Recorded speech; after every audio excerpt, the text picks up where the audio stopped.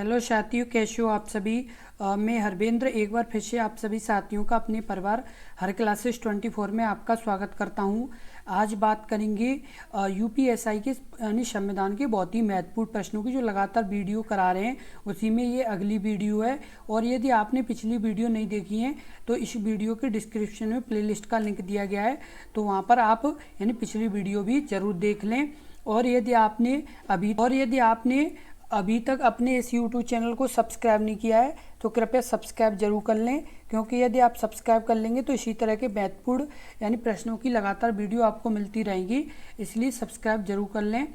अब जैसे बात कर लेते हैं पहले प्रश्न के बारे में। पहला प्रश्न है, निम्नलिखित में से किसकी एक अध्यक्षता ऐसी होती है जो उसका सदस्य नहीं होता है? Lok Sabha, option A, option B Rajya Sabha, option C Vidhan Parishad या ऑप्शन डी विधानसभा। इस प्रश्न का उत्तर बताएं। इस प्रश्न का उत्तर क्या होगा? इस प्रश्न का जो उत्तर सही होगा वो आपका सही होगा ऑप्शन बी राज्यसभा। निम्नलिखित में से एक अध्यक्षता ऐसे हो यानी एक अध्यक्ष ऐसे होते हैं, जैसे सभा का मतलब वो सदस्य नहीं होते, लेकिन उस मतलब सभा के अध्यक्ष होते हैं, तो किसके होते हैं? तो ऑप्शन यानी बी राज्यसभा के। किसके? यानी राज्यसभा के जो अध्यक्ष होते हैं वो उपराष्ट्रपति होते हैं। कौन होते हैं? उपराष्ट्रपति। राज्यसभा के कौन होते हैं? सदस्य होते हैं, परंतु वह राज्यसभा के सदस्य नहीं होते। उसके अलावा जो ये अनुच्छेद 64 है, कौन सा अनुच्छेद 64? अनुच्छेद 64 में यानी अनुच्छेद 64 के तहत उपराष्ट्रपति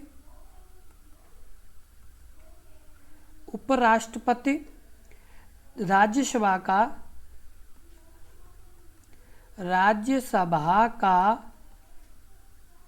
पदेन सभापति होता है। क्या होता है? राज्यसभा का पदेन सभापति होता है। किसके तहत? अनुच्छेद 64 के तहत।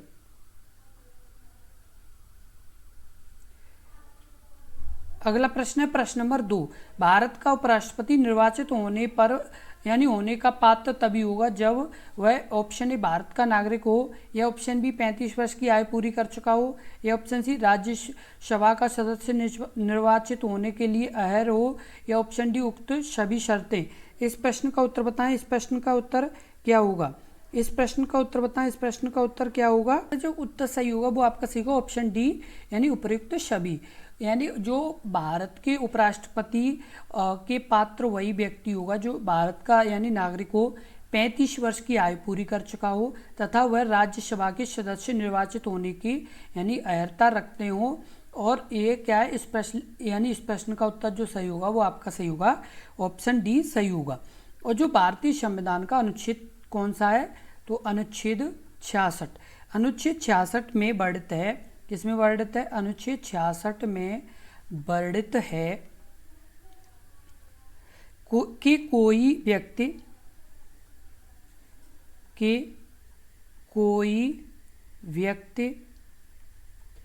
कोई व्यक्ति निर्वाचित होने का पात्र तभी होगा। कोई व्यक्ति निर्वाचित होने का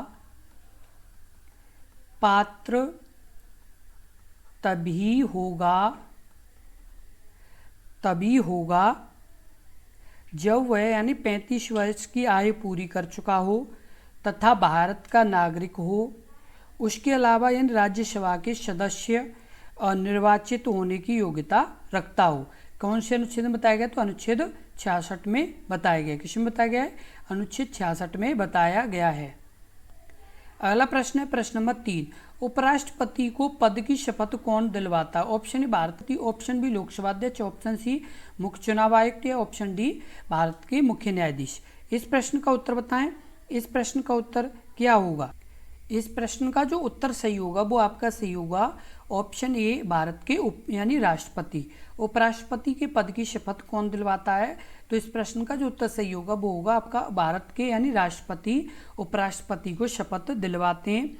और ये यानी किसी यानी अनुच्छेद में बताया गया, तो ये भारतीय संविधान के अनुच्छेद 69 में बताया गया है कि उपराष्ट्रपति अपना पद ग्रहण करने से पहले राष्ट्रपति अथवा उसके द्वारा नियुक्त व्यक्ति के समक्ष शपथ लेगा।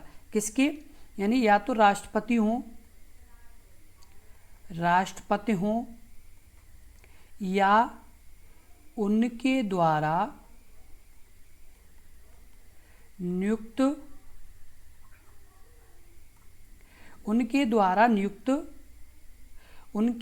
नियुक्त व्यक्ति के समक्ष शपथ लें।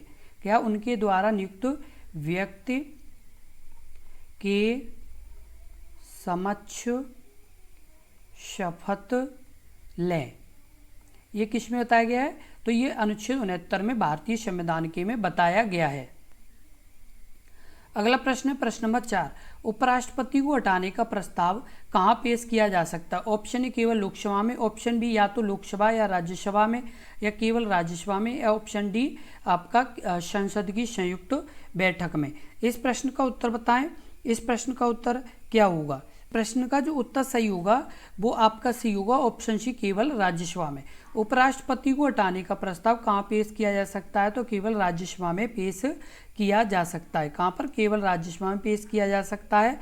और ये किस अनुच्छेद के तहत है? तो अनुच्छेद 67। अनुच्छेद 67 के अनुसार अनुच्छेद 67 में बताया गया है। किस में बताया गया है?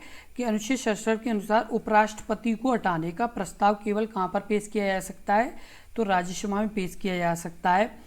और उसके अलावा उपराष्ट्रपति को ऐसे प्रस्ताव के द्वारा अपने पद से हटाया जा सकेगा। किसको? यानी उपराष्ट्रपति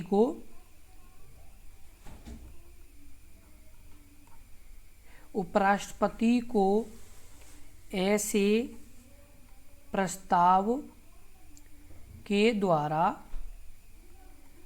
अपने पद से हटाया जा सकेगा। किसके? अपने पद से हटाया जा सकेगा जिसे राज्यसभा के तत्कालीन समस्त सदस्यों के बहुमत ने पारित किया है। किसने पारित किया है? यानी जो राज्यसभा के तत्कालीन समस्त, यानी किसके? राज्यसभा के तत्कालीन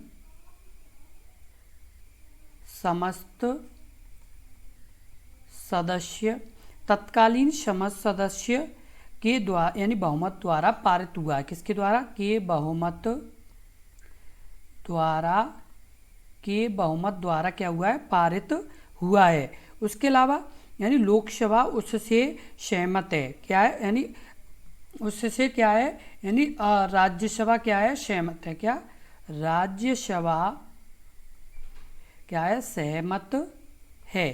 क्या है? राज्यसभा सहमत है।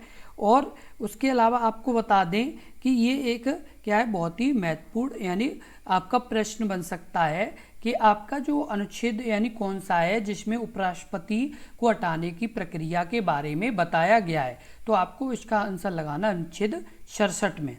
अगला प्रश्न है प्रश्न नंबर 5। राष्ट्रपति और उपराष्ट्रपति के चुनाव में संबंध चुनाव याचिका के समक्ष दायर किया जा सकता है। ऑप्शन ए राष्ट्रपति, ऑप्शन बी सर्वोच्च न्यायालय, ऑप्शन सी उच्च न्यायालय, या ऑप्शन डी निर्वाचन आयोग। इस प्रश्न का उत्तर बताएं। इस प्रश्न का उत्तर क्या होगा? इस प्रश्न का जो उत्तर होगा वो आपका सही होगा ऑप्शन आपका बी, सर्वोच्च न्यायालय। राष्ट्रपति और उपराष्ट्रपति के चुनाव के संबंध में चुनाव याचिका को के समक्ष किया यानी दायर किया जा सकता है तो सर्वोच्च न्यायालय के समक्ष दायर किया जा सकता है। और ये अनुच्छेद किस में बताया गया? तो अनुच्छेद 71 में। किस में? अनुच्छेद 71 में बताया गया है कि राष्ट्रपति या उपराष्ट्रपति के निर्वाचन क्या राष्ट्रपति या उपराष्ट्रपति, राष्ट्रपति या उपराष्ट्रपति से उत्पन्न सभी विवादों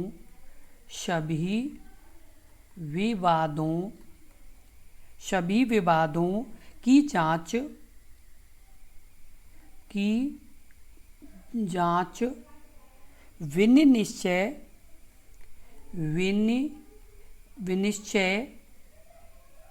विनिश्चय सर्वोच्च न्यायालय द्वारा किया जाएगा। किसके द्वारा? सर्वोच्च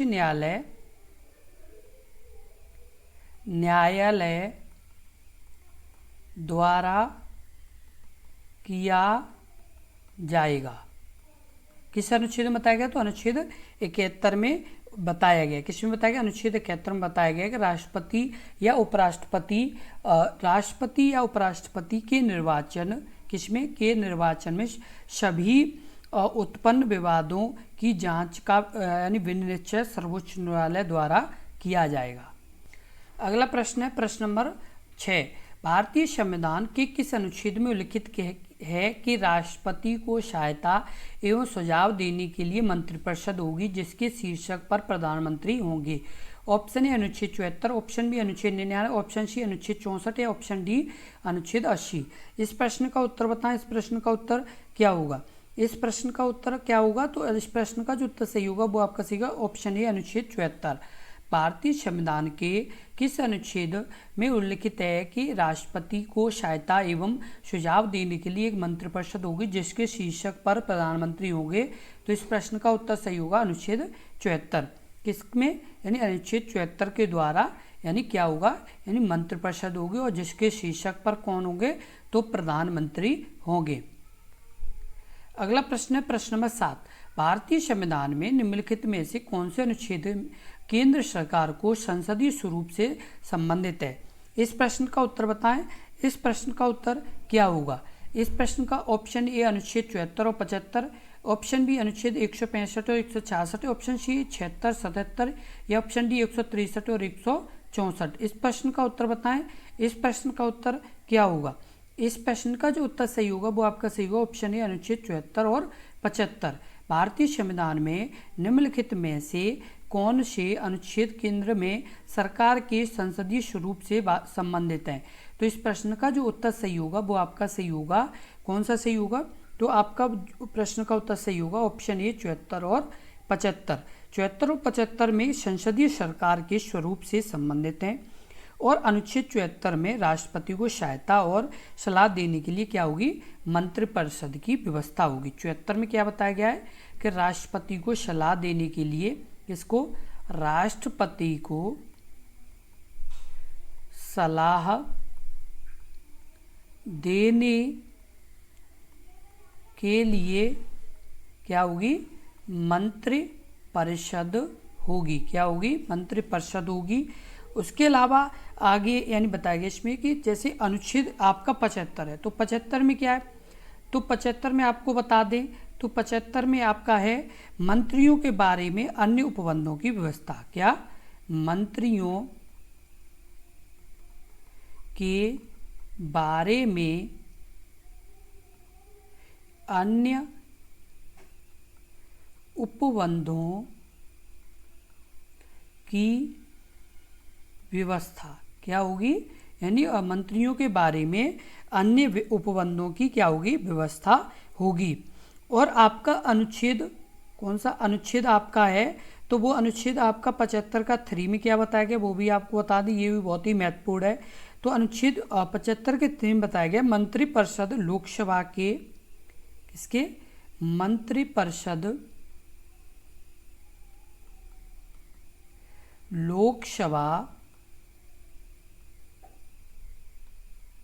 लोकसभा के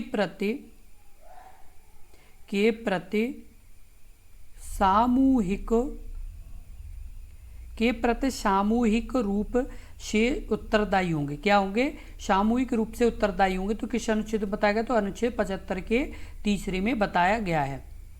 अगला प्रश्न है प्रश्न नंबर 8। भारत के प्रधानमंत्री को द्वारा नियुक्त किया जाता है। ऑप्शन ए भारत के राष्ट्रपति द्वारा, ऑप्शन बी भारत के उपराष्ट्रपति द्वारा, ऑप्शन सी भारत के मुख्य निर्वाचन आयुक्त द्वारा या ऑप्शन डी लोकसभा अध्यक्ष द्वारा। इस प्रश्न का उत्तर क्या होगा? इस प्रश्न का उत्तर बताएं। तो इस प्रश्न का जो उत्तर सही होगा वो आपका सही होगा ऑप्शन ए भारत के राष्ट्रपति द्वारा। भारत के प्रधानमंत्री को किसके द्वारा नियुक्त किया जाता है? तो भारत के राष्ट्रपति के द्वारा नियुक्त किया जाता है। और किस अनुच्छेद के तहत? तो अनुच्छेद 75 के तहत। 75 के 1 में, किसमें? 75 के 1 में यानी इसके अनुसार राष्ट्रपति प्रधानमंत्री की नियुक्ति करता है। क्या करता है? राष्ट्रपति प्रधानमंत्री की क्या करते हैं? नियुक्ति करते हैं। किसके तहत? तो 75 1 के तहत।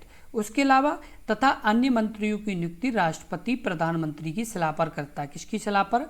प्रधानमंत्री की सलाह पर अन्य मंत्रियों की नियुक्ति राष्ट्रपति करता है। कौन करता है? राष्ट्रपति करता है। और अनुच्छेद 75 का दूसरा, कौन सा? अनुच्छेद 75 का जो दूसरा है, 75 के दूसरे के अनुसार मंत्री राष्ट्रपति के प्रसाद पर्यंत पद धारण करेंगे। यानी क्या है कि मंत्री राष्ट्रपति के प्रसाद पर्यंत पद धारण करेंगे। क्या करेंगे? मंत्री यानी राष्ट्रपति के प्रसाद पर्यंत तक पद धारण करेंगे।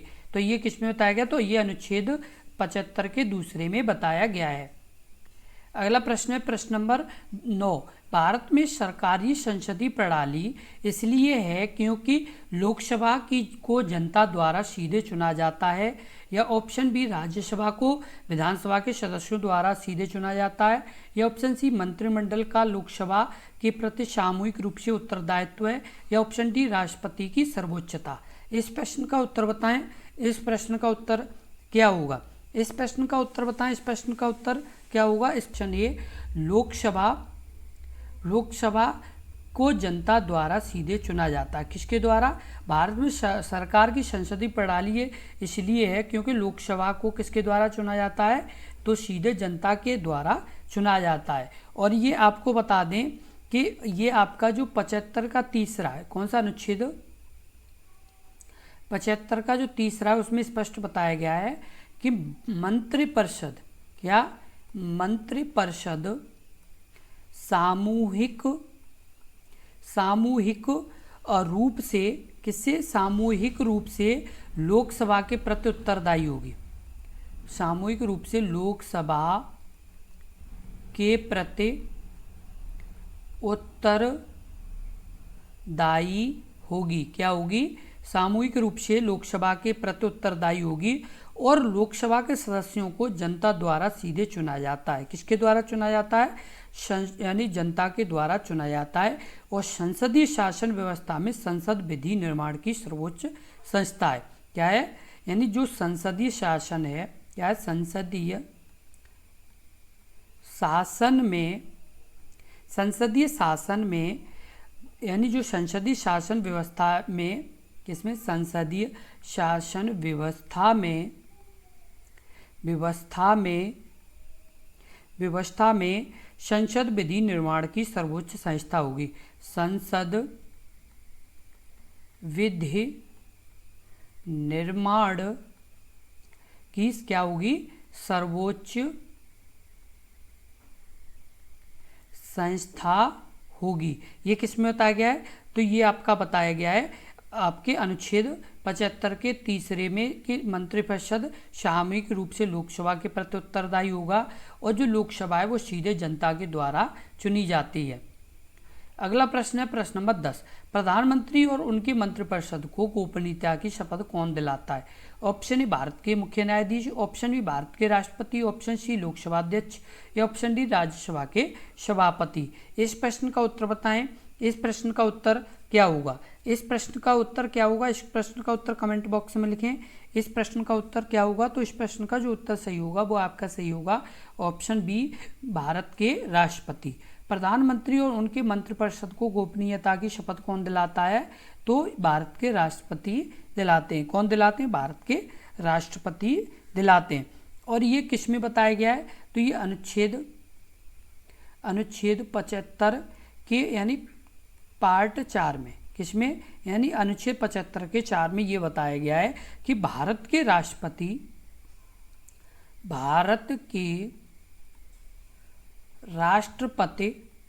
भारत के राष्ट्रपति प्रधानमंत्री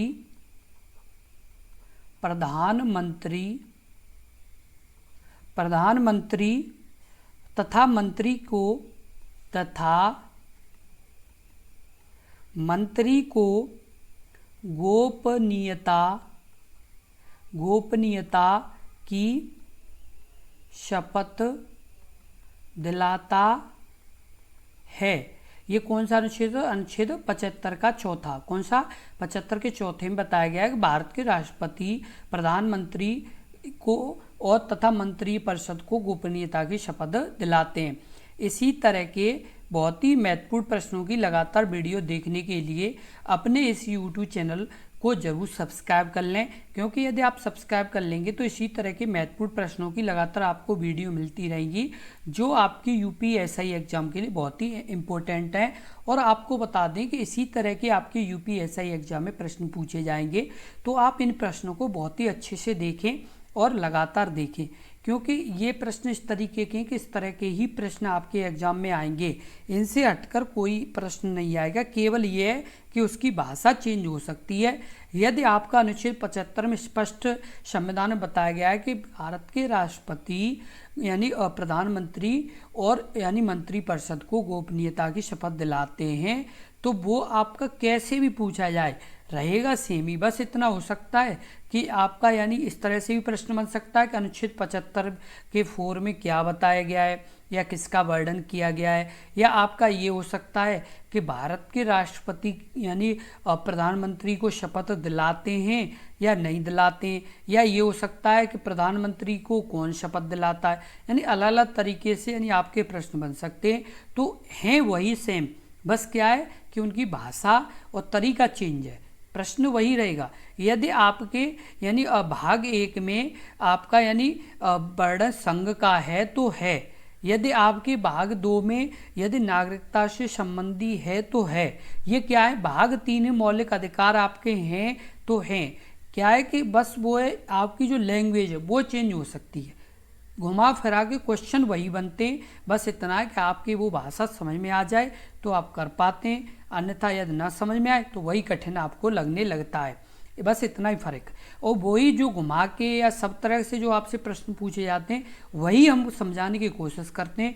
जो एक प्रश्न से अनेक जो प्रश्न बनते हैं वो सभी बताने की कोशिश करते हैं, जिससे आपका एक भी प्रश्न छूटे नहीं और आप आसानी से सभी प्रश्नों के आंसर दे पाएँ। क्योंकि हमारा एक ही उद्देश्य है कि आपका एक भी प्रश्न छूटे नहीं और आप सभी प्रश्नों के उत्तर दे पाएँ और आपका सिलेक्शन हो। हमारा सीधा सिद्धांत है कि हम आपके लिए इसीलिए मेहनत कर रहे हैं, बस आपका सिलेक्शन हो और आप यानी अपने परिवार का अच्छे से जीवन यापन कर पाएँ, क्योंकि हमें आपसे और कुछ नहीं चाहिए।